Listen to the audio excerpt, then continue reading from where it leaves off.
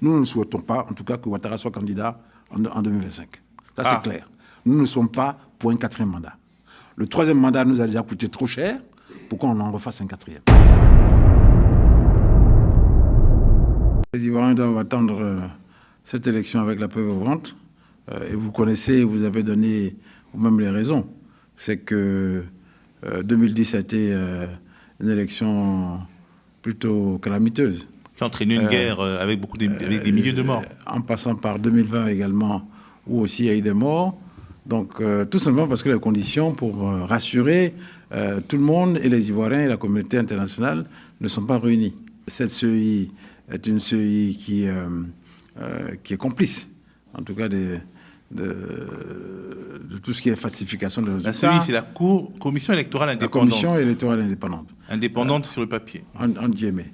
Bon, vous connaissez aussi sa composition, que nous dénonçons depuis très longtemps. Aujourd'hui, cette CEI suit 18 membres dans la commission centrale. Vous en avez 15 qui sont quasiment affiliés au pouvoir en place.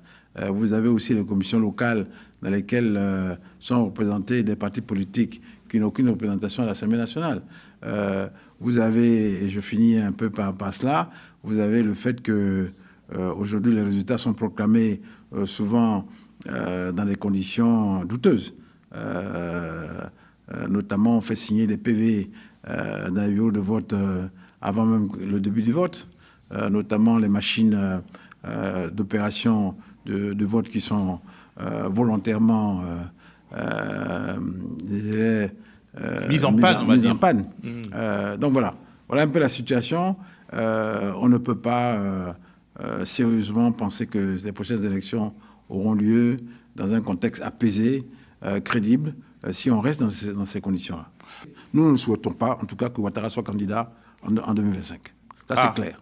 Nous ne sommes pas pour un quatrième mandat. Le troisième mandat nous a déjà coûté trop cher. Pourquoi on en refasse un quatrième?